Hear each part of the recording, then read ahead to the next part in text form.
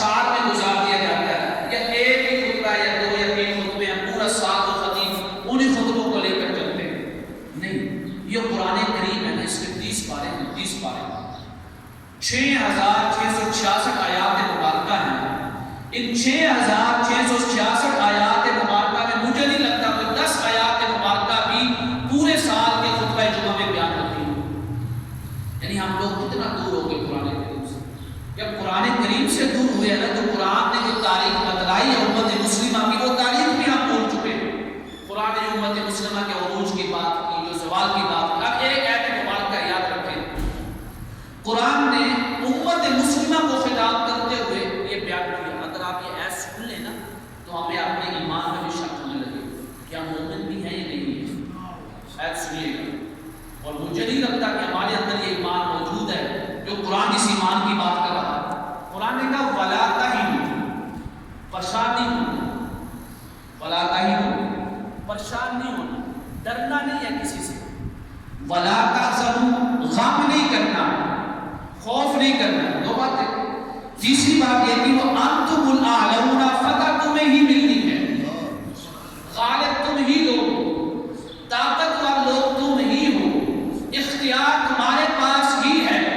شرط پتہ کیا لگائی قرآن نے؟ بات سننے والی ہے. شرط لگائی کہ ڈرنا نہیں ہے، خوف نہیں رکھنا ہے، طاقت، قوت، غلبہ، اختیار، حکومت، اقتدار سارا کچھ تمہارے پاس ہے. لیکن شرط کیا ہے؟ فرمایا ان کنتم مؤمنین، اگر تمہارے دلوں میں ایمان ہے تو تب تمہارے پاس غلبہ رہے گا. اب آپ مجھے بتا، 57 سے زائد اسلامی ملک ہے، ہمارے پاس غلبہ ہے، قوت ہے، اقتدار ہے؟ نہیں ہے. قرآن تو یہ کہہ رہا ہے کہ اگر مومن ہو نا تو اقتدار تمہارے پاس ہی رہے گا، طاقت تمہاری ہوگی، قوت تمہاری ہوگی. یہاں پہ بڑے بڑے علماء نے، مفسرین نے لکھا ہے کہ یہ آیت ہمیں پریشان کر دیتی ہے، ہمیں اپنے ایمان پہ شک ہونے لگتا ہے. قرآن تو یہ کہہ رہا ہے کہ اگر تم مومن ہو تو قوت تمہاری ہے. تو مطلب کیا ہوا؟ اگر مومن نہیں ہو تو حکومت بھی تمہاری نہیں ہے. وہ کہتے ہیں اگر یہ آیت پڑھیں تو ہمیں یقین ہو جاتا ہے کہ پتہ نہیں ہم مومن بھی ہیں یا نہیں ہیں، ہمارے دلوں میں ایمان بھی ہے یا نہیں ہے. اللہ کے لیے اس قرآن کریم سے ٹوٹنا ہو نہ ٹوٹنا. اس کو کم از کم اگر آپ 2 آیات نہیں، رکوع نہیں، 3 نہیں، 4 نہیں، ایک آیت ترجمے کے ساتھ پڑھ کے دیکھو. اللہ کی قسم اعتبار سنانے لگا ہوں. تعبیر کیا کرتے تھے؟ تعبیر کہ جو شخص دل میں یہ خواہش رکھے نا کہ اس کو چہرہ مصطفیٰ نظر آ جائے، سبحان اللہ، دیدار مصطفیٰ ہے، اس کو آقا کریم علیہ الصلوۃ والسلام کا نورانی نورانی چہرہ نظر آ جائے تو وہ کہتے ہیں کہ وہ کچھ اور نہ دیکھے، اپنے گھر میں جائے یا مسجد میں جائے، جہاں پہ قرآن پڑھا ہو نا، قرآن کو کھول کر پڑھ لے. قرآن کی اوراد کا دیدار ہی چہرہ مصطفیٰ کا دیدار ہے. سبحان اللہ. ہم میں سے کون ہے جو نہیں چاہتا کہ آقا کریم علیہ السلام کی زیارت کرے؟ خواب میں نظر آ. ہمارے ایمان کا مقصد ہی مصطفیٰ کی پہچان ہے. سبحان اللہ. ہمارے ایمان کا مقصد ہی دیدار مصطفیٰ ہے. ہمارے ایمان کی بلندی ہی چہرہ مصطفیٰ کی زیارت ہے صلی اللہ علیہ وسلم.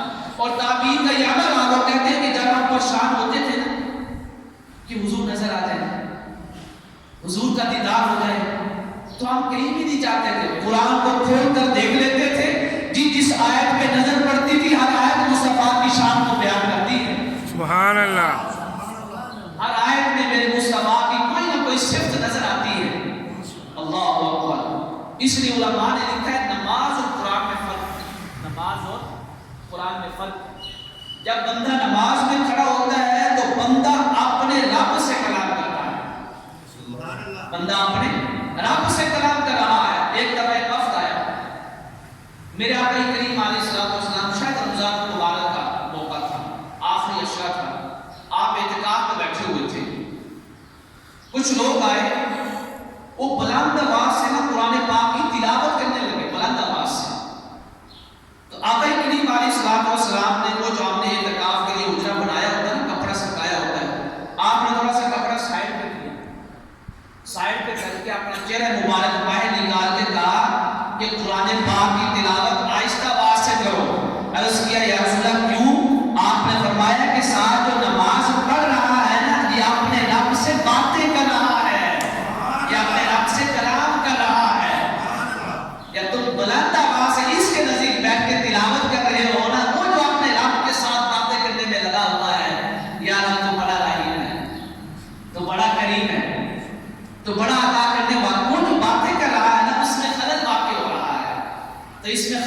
کے نہ کرو، آہستہ آواز سے تلاوت کرو۔ اس حدیث مبارکہ سے علماء نے کہا کہ جب بندہ نمازی نماز پڑھ رہا ہے تو وہ نماز میں اپنے رب کے ساتھ کلام کر رہا ہے، اپنے رب کے ساتھ۔ لیکن جب قرآن پڑھتا ہے جانتے ہو پھر کیا ہوتا ہے؟ علماء کہتے ہیں نمازی اپنے رب کے ساتھ کلام کرتا ہے، لیکن قاری جب قرآن پڑھتا ہے تو وہ اپنے رب کے ساتھ کلام نہیں کر رہا، بلکہ خود اس کا رب اس کے ساتھ کلام کر رہا ہوتا ہے۔ سبحان اللہ، اور نہیں چاہتا کہ رب ہمارے ساتھ بھی کلام کرے، ہمارے ساتھ بھی گفتگو کرے۔ فرق یہ ہے کہ جس کے ساتھ بغیر قرآن کے کلام کرے وہ نبی بنتا ہے، اس کو نبی کہتے ہیں، اور جو قرآن کے ذریعے جس کے ساتھ رب کلام کرتا ہے وہ نبی نہیں، نبی کا امتی بنتا ہے۔ فرق یہ ہے، فرمایا کہ رب اس کے ساتھ کلام کرتا ہے۔ اور علماء نے لکھا کہ جب رب اس کے ساتھ کلام کرتا ہے وہ کہتا ہے کہ میں بڑا رحیم ہوں، تو کلام سننے والا کہتا ہے مولا تو رحیم ہے نا، تو رحم کر دے۔ جب رب اس سے کلام کرتا ہے کہ میں غفور ہوں، تو کلام سننے والا اس کا بندہ کہتا ہے مولا تو غفور ہے نا، خود ہی تو کہہ رہا ہے تو میرے گناہوں کو معاف کر دے۔ سبحان اللہ، جب اس کا رب اس کے ساتھ کلام کرتے ہوئے کہتا ہے اقیم الصلاۃ، نماز قائم کیا کر، تو کلام سننے والا بندہ عرض کرتا ہے مولا پھر اس نماز کے پڑھنے میں استقامت عطا کر دے۔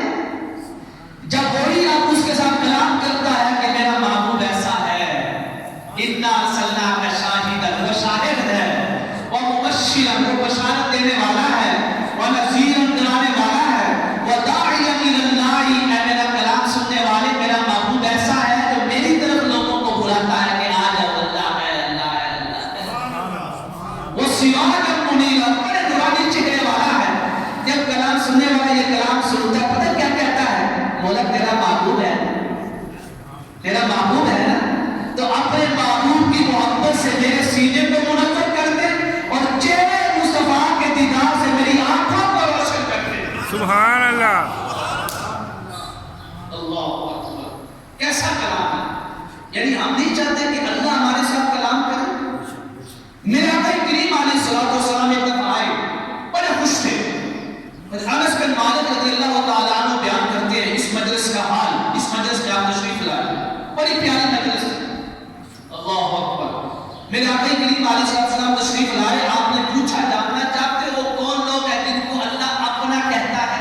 سبحان اللہ، یعنی اللہ ان کو اپنا کہتا ہے اور وہ اللہ کے ہیں، کیونکہ ہر بندے کو تلاش اللہ والے کی ہے یا نہیں ہے نا؟ تو میرے آقا کریم علیہ الصلوۃ والسلام تشریف لائے اور بتایا کہ جاننا چاہتے ہو کون لوگ ہیں جن کو اللہ اپنا کہتا ہے، جو اللہ والے ہیں۔ صحابہ کرام رضوان اللہ تعالی علیہم اجمعین بیدار ہو گئے، بے چین ہو گئے، سننے کے لیے شوق پیدا ہوا، جان پیدا ہوئی۔ عرض کی یا رسول اللہ یہی تو جاننا چاہتے ہیں کہ وہ ہے کون جن کو اللہ اپنا کہتا ہے اور وہ اللہ والے ہیں۔ تو میرے آقا کریم علیہ الصلوۃ والسلام نے فرمایا پھر سننا چاہتے ہو؟ عرض کیا جی یا رسول اللہ جلدی کیجیے۔ آپ نے فرمایا اللہ والے وہ ہیں اہل القرآن، یہ قرآن پاک کی تلاوت کرتے ہیں، وہی تو خدا والے ہیں۔ سبحان اللہ، اللہ والے ہیں۔ قیامت کے دن ہر شخص کو کسی نہ کسی نام سے پکارا جائے گا۔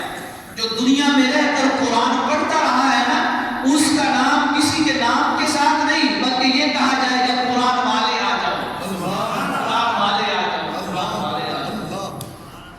کیا ہم میں سے کوئی نہیں چاہتا کہ ہمیں قیامت کے دن ندا دی جائے قرآن والے آ جاؤ، قرآن پڑھنے والے آ جاؤ؟ قرآن پڑھنے والے کا مطلب یہ نہیں کہ جو قاری ہے وہ قرآن پڑھ رہا ہے تو اس کو قرآن والا کہا جا رہا، نہیں۔ قرآن والے سے مراد یہ ہے کہ جو قرآن پڑھتا ہے، قرآن سے شوق رکھتا ہے، قرآن کی محبت رکھتا ہے، چاہے ایک ہی آیت کیوں نہ پڑھے، اگر وہ ایک آیت بھی روزانہ پڑھ رہا ہے نا، قیامت کے دن ہر شخص کو ندا دے دی جا رہی ہے کہ فلاں کا بیٹا آ جائے، فلاں کا بھائی آ جائے، لیکن قرآن پڑھنے والے کو ندا دی جا رہی ہے اللہ والے آ جاؤ، اللہ والے آ جاؤ، اللہ والے آ جاؤ۔ جس کی ندائی اللہ والے سے شروع ہو جائے اس کا کہاں سے حساب ہوگا؟ اللہ کے اس قرآن کو پڑھ، یہ پوری سورت جو ہے نا سورہ بنی اسرائیل، جس میں واقع اسراء کا بیان ہے۔ واقع اسراء ہم نے بیان کیا تھا کہ مسجد حرام سے مسجد اقصیٰ تک جو سفر ہوا تھا نا معراج کی رات، اس کو کہتے ہیں اسراء۔ اسراء کہتے ہیں زمین کی سیر کو، اور معراج کہتے ہیں آسمان کی سیر کو۔ جو زمین کی سیر ہے نا، اللہ تعالیٰ نے سورہ بنی اسرائیل کی پہلی آیت میں بیان فرمائی ہے۔ یہ پورا رکوع آپ کو معلوم ہے اس کی فضیلت میں ہے؟ پوچھے جاؤ، صرف توجہ دلانے کے لیے پوچھو، جواب میں خود دوں گا۔ آپ کو معلوم ہے کہ یہ پورا جو رکوع ہے بنی اسرائیل کا، جو تقریباً 11 آیات مبارکہ پہ مشتمل ہے، 11 آیات مبارکہ، 11 آیات مبارکہ، یہ جو 11 آیات طیبہ ہیں، یہ کس کی فضیلت میں ہے؟ یہ ساری کی ساری 11 آیات مبارکہ مسجد اقصیٰ کی فضیلت کے بارے میں ہے۔ سبحان اللہ۔ پہلے قبلے کی فضیلت کیا ہے، شان کیا ہے، عظمت کیا ہے، بیت المقدس کی شان کیا اور مقام کیا ہے، اتنا نہیں صرف فضیلت نہیں ہے، اس پورے رکوع میں یہ بتایا گیا ہے کہ مسجد اقصیٰ کتنی دفعہ فتح ہوگی۔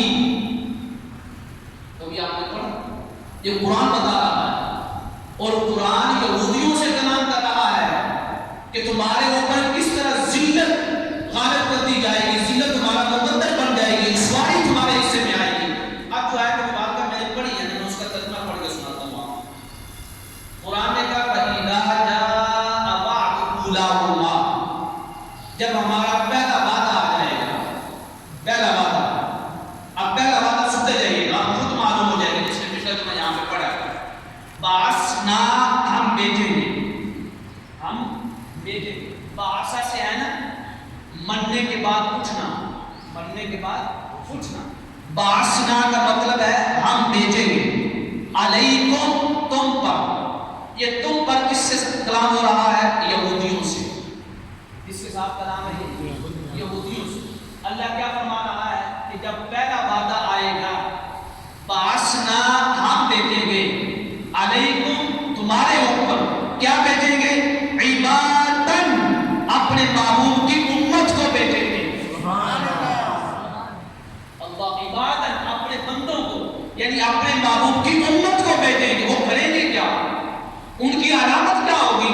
فرمایا اولی بأس شدید، اللہ اکبر، امت مسلمہ کی شان دیتے، فرمایا اولی بأس شدید، وہ ایسے لوگ ہوں گے کہ ان جیسا کوئی طاقتور نہیں ہوگا دنیا میں۔ سبحان اللہ۔ پہلا وعدہ، فرمایا جو پہلے وعدے کے وقت آئے گا، آپ مجھے بتائیں پہلا وعدہ کب پورا ہوا قرآن کریم کی آیت مبارکہ کا؟ سیدنا عمر فاروق رضی اللہ تعالیٰ عنہ کے دور میں۔ آپ جیسا کوئی طاقتور تھا نہیں، اس وقت، کوئی حکومت ایسی تھی نہیں، سپر پاور اسلام تھا۔ قرآن نے اللہ کی قسم اس آیت میں بیان کیا ہے، اس آیت میں ہماری شان کو بیان کیا ہے، صحابہ کرام کے توسل سے، اہل بیت کے توسل سے، پنجتن پاک کے توسل سے، فرمایا کہ ہم بھیجیں گے تم پر یہودیوں عبادت، اپنے پیارے پیارے بندوں کو۔ سبحان اللہ۔ حضور کی امت میں پیارے کون ہیں؟ جو حضور کی مجلس میں بیٹھتے رہے، جو حضور کا چہرہ اپنی آنکھوں سے تکتے رہے، جو میرے آقا کریم علیہ الصلوۃ والسلام کے قلب اطہر پہ وحی کو نازل ہوتے ہوئے دیکھتے رہے، جن کے درمیان میں وحی نازل ہوئی، جو سب سے اعلیٰ طبقہ ہے، کیا وہ ہم ہیں؟ نہیں ہے۔ وہ کون سا طبقہ ہے؟ صحابہ کرام کا، اہل بیت کا، جو آقا کریم علیہ الصلوۃ والسلام کی حیات مبارکہ میں تھے۔ میرے اللہ نے فرمایا ہے قرآن میں کہ ہم ان کو بھیجیں گے، اور ان کی شان یہ ہوگی کہ ان کے مد مقابل کوئی بھی نہیں آ سکے گا، اتنے طاقتور لوگ ہوں گے۔ کیا ہوگا؟ فرمایا فجاسو خلال الدیار، تمہیں ہمیں بہترین گھر سے، یعنی تم لوگوں کو، یہودیوں کو، جو ہمارا بہترین گھر ہے، بہترین گھر کون سا ہے؟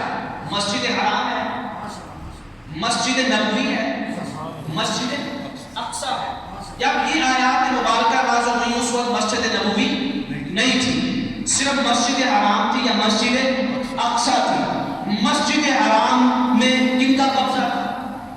کفار، یہودیوں کا نہیں تھا۔ قبضہ یہودیوں کا کس گھر میں تھا؟ مسجد اقصیٰ پہ۔ فرمایا خلال الدیار، وہ اتنے طاقتور ہوں گے نا، تمہیں ہمارے بہترین اور پیارے گھر سے باہر نکال پھینکیں گے کہ دفع ہو جاؤ یہاں سے۔ خلال الدیار۔ اور فرمایا پتہ جانتے ہو یہ ہماری بات نہیں ہے، یہ کسی مولوی کی بات نہیں ہے، بندے کی بات نہیں ہے۔ فرمایا پتہ یہ کون کر رہا ہے؟ یہ خالق کائنات بات کر رہا ہے، وَقَانَ وَعْدًا مَفْعُولًا، جو ہم نے وعدہ کر دیا ہے نا وہ لکھا جا چکا ہے، وہ پورا ہو کر رہے گا۔ سبحان اللہ۔ دنیا نے منظر دیکھا، ساری دنیا نے منظر دیکھا، کفار نے منظر دیکھا، یہودیوں نے منظر دیکھا، عیسائیوں نے منظر دیکھا کہ ادھر سیدنا عمر فاروق کھڑے ہیں، کپڑے پہ 21 پیوند لگے ہوئے ہیں، اور سامنے عیسائیوں کے بڑے بڑے علماء سیدنا عمر فاروق کے قدموں پہ گرے پڑے ہیں۔ یہ منظر دنیا نے دیکھا اپنی آنکھوں سے، قرآن کا وعدہ پورا ہوا۔ آگے چلیے، قرآن پھر کہتا ہے ثم رددنا، پھر ہم لٹائیں گے۔ یہ میں بات بیان کر رہا ہوں، مسجد اقصی کی بڑا اہم رکوع ہے۔ ثم رددنا، پھر ہم لٹا دیں گے، لکم، تمہارے لیے، یعنی مسجد اقصی پھر تمہارے پاس آ جائے گی، مسجد اقصی پھر تمہارے پاس آئے گی۔ فرمایا القرۃ علیہم، آگے سنتے جائیے گا، قرآن کی ایک ایک لفظ غور کیجیے گا، اور وہ خطہ بڑا چھوٹا سا خطہ ہوگا تمہارے پاس آ جائے گا، اور صرف خطہ نہیں آئے گا۔ فرمایا وَأَمْدَدْنَاكُمْ بِأَمْوَالٍ، تمہیں ہم طاقت دیں گے، تم طاقتور قوم بن جاؤ گے۔ اب دیکھنے گئے مسلمانوں کو وَأَمْدَدْنَاكُمْ، آگے سنتے جائیے، بِأَمْوَالٍ، مال تمہارے پاس کثرت کے ساتھ ہوگا، وَبَنِينَ، تمہیں بیٹے کثرت کے ساتھ عطا کیے جائیں گے۔ اور یہاں فرمایا وَجَعَلْنَاكُمْ أَكْثَرَ نَفِيرًا، تمہارے درمیان اللہ تعالیٰ اتحاد پیدا کر دے گا، یعنی کفار میں اتحاد پیدا ہو جائے گا اور مسلمان آپس میں لڑیں گے، جھگڑیں گے، افتراق میں، انتشار میں پڑ جائیں گے۔ پھر کیا ہوگا؟ کیا یہی طاقتور رہے گی؟ نہیں، فرمایا ان احسنتم احسنتم لانفسکم، تم اس طاقت کو یہ سمجھو گے کہ اب ہمارے پاس کسی کی طاقت نہیں ہے، اب کوئی ہمارے اوپر غلبہ نہیں پائے گا۔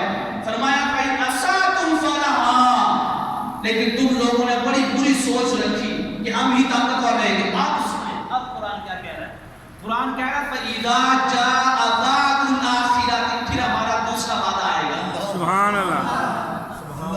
پہلا وعدہ آیا سیدنا عمر فاروق رضی اللہ تعالیٰ عنہ کے دور مبارکہ میں، پہلے طاقتور تھے، پھر مسلمان طاقتور ہوئے، پھر قرآن نے کہا کہ مسجد اقصی ہم دوبارہ تمہیں دے دیں گے، کہا نا قرآن نے، پھر قرآن کہہ رہا ہے کہ ہمارا دوسرا وعدہ آئے گا۔ اب وہ دوسرا وعدہ کیا؟ فرمایا لِيَسُوءُوا وُجُوهَكُمْ، وہ تمہارے چہروں سے، تمہارے بالوں سے پکڑ پکڑ کر تمہیں مسجد اقصی سے باہر نکال پھینکیں گے۔ یہ کوئی تاریخ کی کتاب ہے؟ کوئی اردو کی کتاب پڑھ رہے ہیں؟ قرآن مسجد اقصی کی تاریخ بیان کر رہا ہے۔ آج مسجد، کس مسجد کا ذکر چل رہا ہے؟ شروع میں پہلی آیت میں اِلَى الْمَسْجِدِ الْأَقْصَى، اقصی کا ذکر چل رہا ہے نا۔ قرآن نے فرمایا کہ دوسرا وعدہ آئے گا، اور دوسرے وعدے میں جانتے ہو کیا ہوگا؟ اور آپ کو معلوم ہے، ابھی ہم کبھی علامات قیامت کا بیان کریں گے کہ دوسرا وعدہ سلطان صلاح الدین ایوبی والا نہیں ہے رحمہ اللہ، یا فتح بیت المقدس والا، وہ نہیں ہے۔ فرمایا نہیں، دوسرا وعدہ وہ ہے جب حضرت عیسیٰ علیہ السلام اور امام مہدی مل کر یہودیوں کے خلاف لڑیں گے، لِيَسُوءُوا وُجُوهَكُمْ، ان کی پیشانیوں سے پکڑ پکڑ کر ان کو قتل کریں گے۔ جانتے ہو یہ کون سا واقعہ ہے؟ حدیث مبارکہ میں ہے کہ ایک وقت ایسا آئے گا یہودی پتھر کے پیچھے چھپا ہوگا، پتھر کہے گا مسلمان میرے پیچھے آ کے دیکھ یہودی بیٹھا ہوا ہے، اس کو پکڑ کر قتل کر دے۔ پتھر بھی امت مسلمہ کے ساتھ کلام کریں گے، کس کے توسط سے ہو رہا ہے؟ جن کا کلمہ پڑھتے ہیں محمد رسول اللہ صلی اللہ علیہ وسلم، ان کے توسط سے۔ یہ سنتے آئیے گا، قرآن نے کہا کہ جب دوسرا وعدہ آ جائے گا، لِيَسُوءُوا وُجُوهَكُمْ، تمہیں چہرہ چھپانے کی بھی جگہ نہیں ملے گی، کہیں بھی نہیں چھپ پاؤ گے۔ اور کیا فرمایا؟ آپ سنیے گا، دوسرا وعدہ آ گیا، چہرہ چھپانے کی جگہ بھی نہیں ملے گی۔ وَلِيَدْخُلُوا الْمَسْجِدَ كَمَا دَخَلُوهُ أَوَّلَ مَرَّةٍ، وہ اس شان کے ساتھ مسجد اقصی میں داخل ہوں گے جیسے پہلی دفعہ داخل ہوئے تھے۔ سبحان اللہ، یعنی اسی شان کے ساتھ جس طرح سیدنا عمر فاروق رضی اللہ تعالیٰ عنہ عظیم لشکر کے ساتھ بڑی شان و شوکت کے ساتھ مسجد اقصی میں داخل ہوئے، فرمایا جب دوسرا وعدہ آئے گا، دوسرے وعدے کے مطابق جو لوگ موجود ہوں گے وہ اسی طرح داخل ہوں گے جس طرح میرے مصطفیٰ کا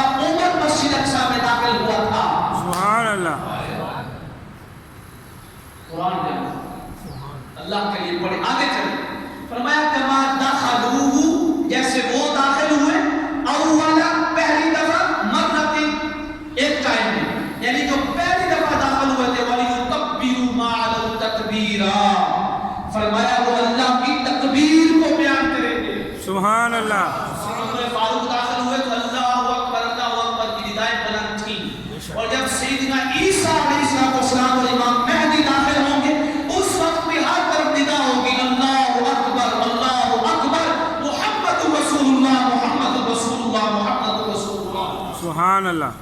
جہاں تک حدیث مبارکہ بتا دیتا ہوں، سنن ترمذی میں ہے، ابی داؤد میں ہے، علامات قیامت میں. میں ابھی پہنچا ہوں 12 بجے، ہو سکتا ہے گلے کا مسئلہ ہو، سویا بھی نہیں. تاریخ میں حدیث مبارکہ میں لکھا ہوا ہے کہ سیدنا عیسیٰ علیہ السلام وہاں پہ موجود ہوں گے، مسجد اقصیٰ کے پاس، فلسطین کی سرزمین پہ. امام مہدی علیہ السلام کی زیر قیادت میں مسلمانوں کی فوج لڑ رہی ہوگی، حتیٰ کہ سارے جتنے بھی کافر بادشاہ ہوں گے نا، وزیر اعظم ہوں گے، صدر ہوں گے، ان کے پاؤں میں سنگلیاں ڈال کے، بیڑیاں ڈال کے سب کو تسلیم کے مسجد اقصیٰ کے سیر میں لے جایا جائے گا. وہاں پہ سب کو جمع کیا جائے گا، قیدی بنایا جائے گا. بڑی پیاری حدیث ہے، طویل حدیث. علامہ سے قیامت میں ہمارا یہ موضوع نہیں ہے، بتا رہا ہوں. قرآن یہ کہہ رہا ہے جب دوسرا وعدہ آئے گا نا، وہ بڑی شان و شوکت کے ساتھ داخل ہوں گے. پھر کیا ہوگا؟ عَسَىٰ رَبُّكُمْ أَن يَرْحَمَكُمْ. اب پھر اللہ یوسف سے کہہ رہا کہ ہو سکتا ہے کہ تمہارا رب تمہیں مسلمانوں سے رحم دلوا دے، یعنی قیدی بنا کے تمہاری جان بچ جائے. فرمایا نہیں، ایک شرط پہ ہے، تم عدنا، اگر تم لوگوں نے پھر مسلمانوں کے خلاف اپنے سروں کو اٹھایا تو پتہ کیا ہوگا؟ وَجَعَلْنَا جَهَنَّمَ لِلْكَافِرِينَ حَصِيرًا. پھر بولا تمہیں رحم نہیں دے گا، بلکہ مسلمانوں کے ہاتھوں ذلت اور رسوائی میں مبتلا کر کے جہنم کا ایندھن بنا دے گا، جہنم کی آگ میں ڈال دے گا. سبحان.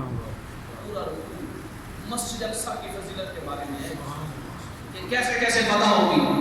ابھی تو فتح کا وقت بھی نہیں آیا. مسجد اقصیٰ کی اتنی فضیلت ہے، میرے آقا کریم علیہ السلام نے فرمایا، جانتے ہو میرا حوض کوثر کہاں پہ ہو؟ قیامت کے دن ہم میں سے ہر شخص حوض کوثر کو تلاش کرے گا. حوض کوثر کو کہ امام الانبیاء علیہ السلام کے مبارک ہاتھوں سے ٹھنڈا ٹھنڈا اور میٹھا میٹھا پانی پینے کو مل جائے، ایسا پانی کہ جس کے بعد جنت میں بھی پیاس نہیں لگے گی. میرے آقا کریم علیہ السلام نے فرمایا، جاننا چاہتے ہو میرا حوض کوثر کہاں پہ ہوگا؟ صحابہ کرام نے اس کے جی حضرت جاننا چاہتے ہیں. یہی تو ہم پوچھتے رہتے ہیں کہ قیامت کے دن آپ کو تلاش کہاں پہ کریں گے؟ آپ کہتے ہیں حوض کوثر پہ ملوں گا، حوض کوثر پہ ملوں گا. یہ حوض کوثر ہے کہاں پہ؟ وہاں پہ میرے آقا کریم علیہ السلام نے فرمایا، میرا حوض کوثر مسجد حرام اور مسجد اقصیٰ کے درمیان ہوگا. سبحان اللہ. یعنی اس کا ایک کونا مسجد حرام سے ملتا ہوگا اور دوسرا کونا مسجد اقصیٰ میں ملتا ہوگا، تاکہ لوگ حوض کوثر کی اہمیت کو ذہن میں رکھتے ہوئے مسجد اقصیٰ سے روگردانی نہ کریں، مسجد اقصیٰ کی فضیلت کو نہ بھلائیں کہ مسجد اقصیٰ کی کتنی شان اور کتنی عظمت ہے مسلمان کی زندگی میں. ایک عورت کا واقعہ ہے، سیدنا عبداللہ ابن عباس رضی اللہ تعالیٰ عنہ بیان کرتے ہیں کہ آقا کریم علیہ السلام کے دور مبارکہ میں ایک عورت تھی، اس کو شفا نہیں مل رہی تھی، ایسی بیماری تھی، شفا نہیں مل رہی تھی. اب یہ واقعہ کون بیان کر رہا ہے؟ کوئی عام مولوی تاریخی کتاب کا نہیں ہے، سیدنا عبداللہ ابن عباس صحابی رسول ہے، وہ بیان کر رہے ہیں. وہ کہتے ہیں کہ عورت کو شفا نہیں ملتی تھی. اس عورت نے یہ منت مانگی کہ بولا اگر تو مجھے شفا دے دے تو میں مسجد اقصیٰ میں جا کر 2 نفل نماز پڑھوں گی. مسجد اقصیٰ میں جا کر سارے طبیبوں نے جواب دے دیا، سارے ڈاکٹروں نے جواب دے دیا کہ اب اس مرض سے شفا نہیں ہے.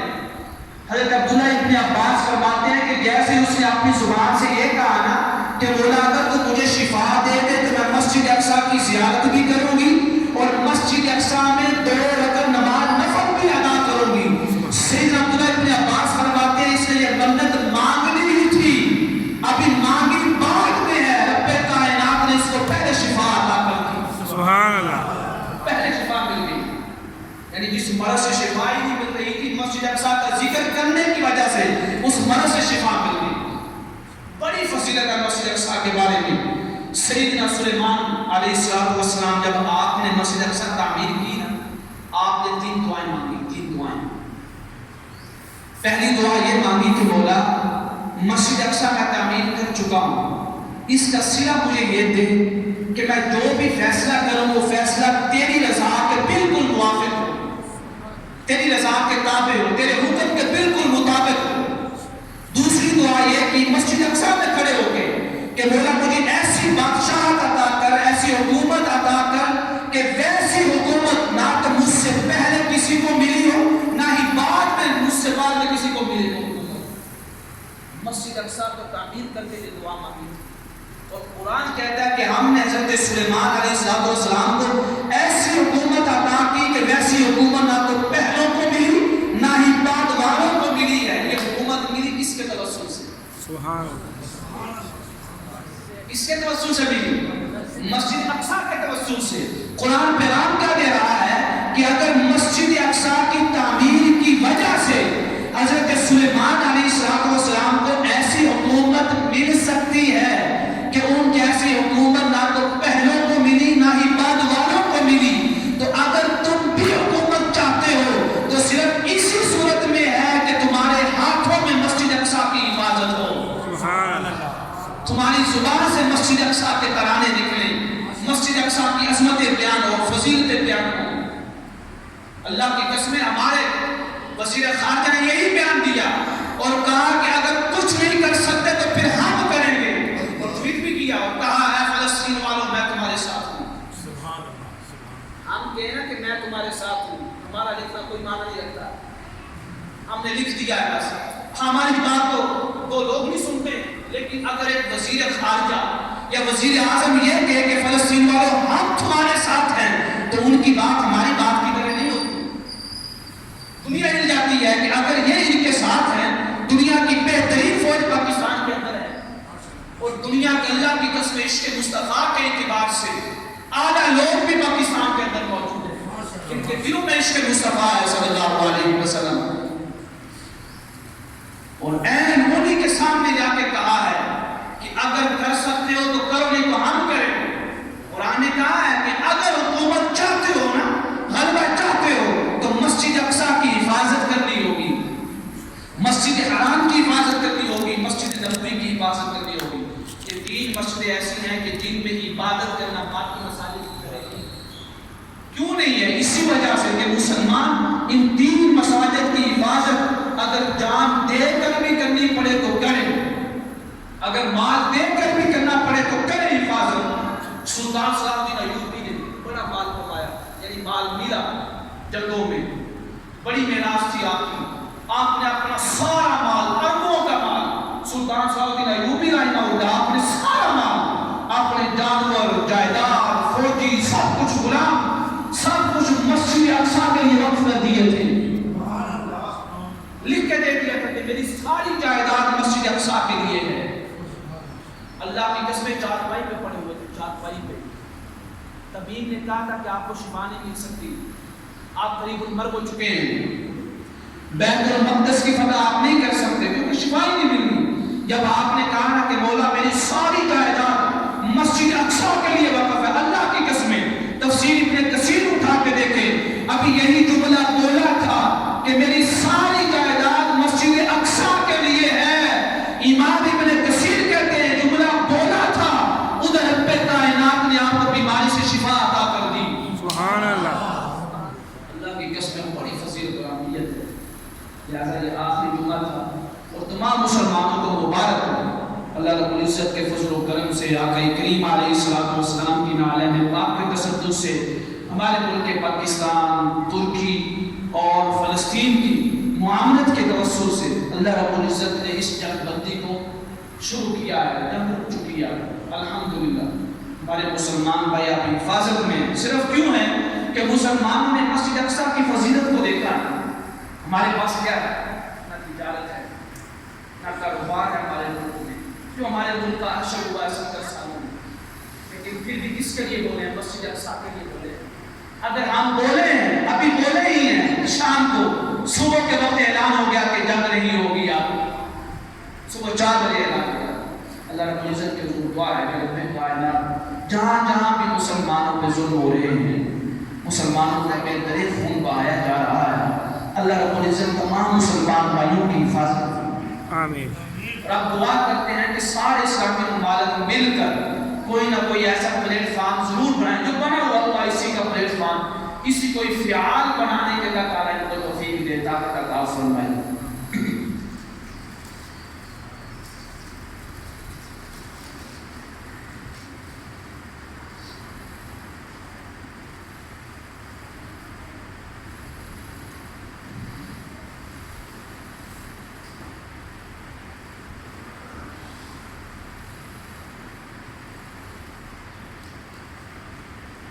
پہلا سوال یہ ہے کہ نماز ظہر کی سنت اور فرائض ادا کرنے کا مکمل طریقہ بیان فرمائیں اور سورہ ملانے کا طریقہ بیان کریں۔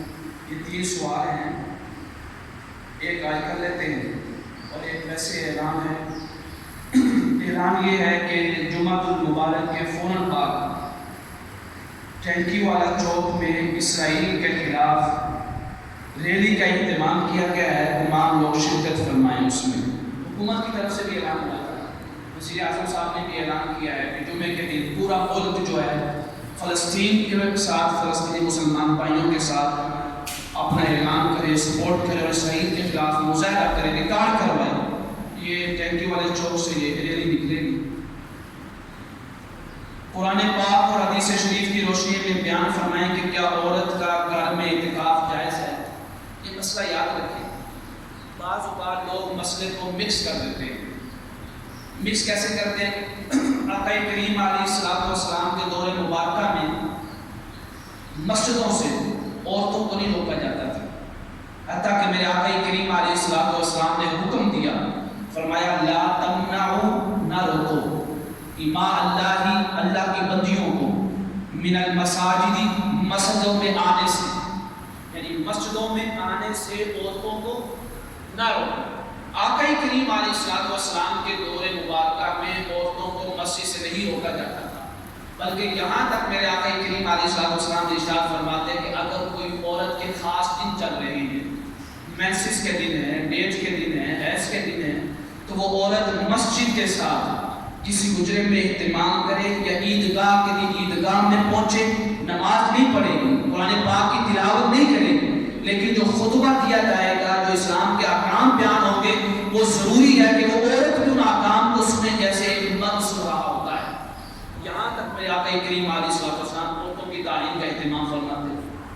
ہمارے ہاں تو ہے ہی عورتوں کی تعلیم کا اہتمام، حتیٰ کہ علماء نے لکھا ہے تفسیر ابن کثیر اور دیگر میں کہ یہ عورتیں جو ہوتی ہیں نا، یہ بڑی فطرت والی ہوتی ہیں۔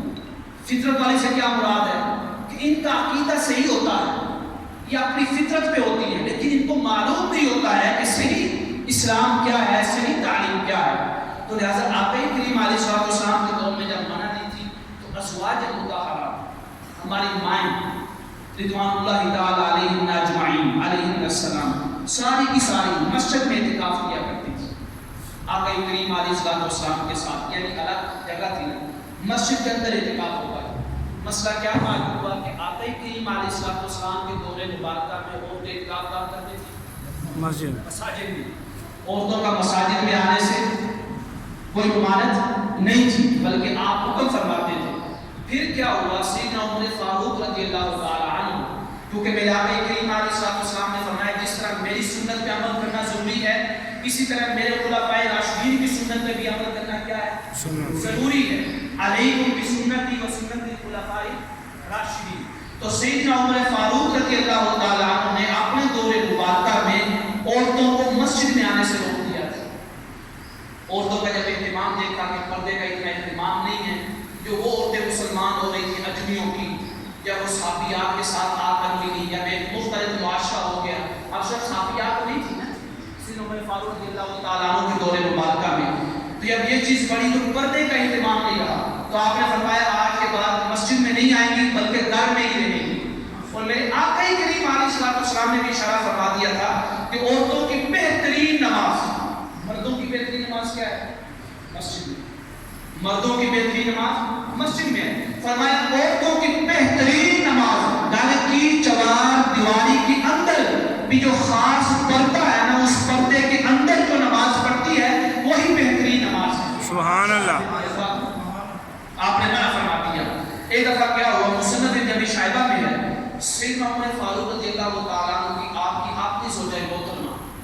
صبح کی نماز پڑھنے کے لیے اپنے گھر سے نکلی تو سیدنا عبداللہ ابن عمر رضی اللہ تعالیٰ عنہ نے، ان کو معلوم نہیں تھا، اعلان تو مسجد میں ہوا تھا، بات نہیں پہنچتی گھر میں، یہ پتہ نہیں یاد نہیں رہتی، تو پکڑ لیا آپ کا دامن اپنی ماں کا اور عرض کرنے لگے آپ کو معلوم نہیں ہے کہ خلیفہ راشدہ نے منع فرما دیا ہے؟ آپ نے فرمایا مجھے تو نہیں معلوم۔ تو جب آپ نے بتا دیا تو آپ نے بھی، یعنی حضرت سیدنا عمر فاروق رضی اللہ تعالیٰ عنہ کی اپنی زوجہ محترمہ نے بھی مسجد میں جانے سے گریز کر دیا تھا، مسجد میں نہیں جانا۔ لہٰذا یہ مسئلہ یاد رکھیں، سیدنا عمر فاروق رضی اللہ تعالیٰ عنہ کے دور مبارکہ سے لے کے آج تک علماء کا یہی فتویٰ ہے کہ عورتیں مسجد میں نماز نہیں پڑھیں گی، گھروں میں نماز پڑھیں گی اور گھروں کے اندر ہی اعتکاف کر سکتی ہیں کیونکہ اجازت ہے۔ حتیٰ کہ عائشہ صدیقہ رضی اللہ تعالیٰ عنہ فرمایا کرتی تھی کہ اگر ظاہری طور پہ ابھی امام الانبیاء علیہ السلام حیات ہوتے، زندہ ہوتے، ظاہری حیات میں یعنی دنیاوی حیات میں، تو آپ عورتوں کا مسجد میں آنے سے منع فرما دیتے ہیں۔ آج کے بعد عورتیں مسجد میں نہیں آئیں گی، ان کی زیب و زینت کی وجہ سے، ان کی آزائش کی وجہ سے، پردے کا اہتمام نہ ہونے کی وجہ سے۔ آج ہمارے دور میں تو پردے کا اہتمام ہے ہی نہیں۔ یہ جو لوگ قیاس کرتے ہیں کہ بازاروں میں جا کے مسجد میں کیوں نہیں آ سکتی، یہ قیاس سے نہیں ہے، شریعت کے مطابق نہیں ہے۔ اگر کیا ایک گناہ بازاروں میں ہو رہا ہے تو آپ یہ کہیں گے کہ بازاروں میں ہو رہا ہے تو مسجد میں کیوں نہیں، یہ کہیں گے نہیں۔ اگر بازار میں ہو رہا ہے تو الگ مسئلہ ہے، وہ بھی منع کرتے ہیں مساجد کے منبر پہ بیٹھ کر۔ لہٰذا آقا کریم علیہ السلام کے دور مبارکہ کے پاس اسی عمر فاروق رضی اللہ تعالیٰ عنہ کے دور طیبہ سے لے کے آج تک علماء کا یہی فتویٰ ہے کہ عورتیں گھر میں نماز پڑھیں اور گھر کے اندر ہی اعتکاف کریں۔ ہاں اگر کوئی اجتماع ہے، کوئی جلسہ ہے یا خطبہ جمعہ ہے، عورتیں بھی خطبہ جمعہ سنیں، کوئی دین کے احکام سنیں، تو مسجد کے اندر ہی، مسجد سے علیحدہ جیسے ہمارا یہ مدرسہ ہے، مدرسے میں اہتمام کروں اور اہتمام ایسا ہو کہ رستہ بھی الگ ہو۔ اگر آپ دیکھ رہے ہیں کہ اس رستے سے نمازی زیادہ آتے ہیں اور عورتیں بھی اس رستے سے آئیں گی تو پھر منع ہے، پھر اختلاف ہو جائے گا عورتوں پر مردوں۔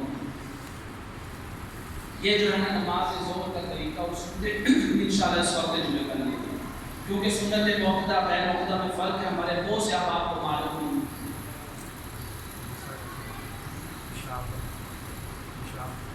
سوال یہ بھی ہوتا ہے کہ اگر بندے کو قضائے حاجت ہو تو کیا قضائے حاجت کے دوران نماز پڑھی جا سکتی ہے؟ یعنی قضائے حاجت کو روک لے، پہلے نماز پڑھ لے اور بعد میں قضائے حاجت کر لے۔ پہلے تو یہ بات یاد رکھیں، ہمارے ہاں وہ یہ کیا ہے، اتنی غفلت ہو گئی ہے کہ ہم آخری منٹ میں مسجد میں آتے ہیں، آخری منٹ، آخری 2 منٹ، حالانکہ ہر مسجد میں کم از کم اذان اور نماز کے درمیان وقفہ 15 منٹ کا ہوتا ہی ہے۔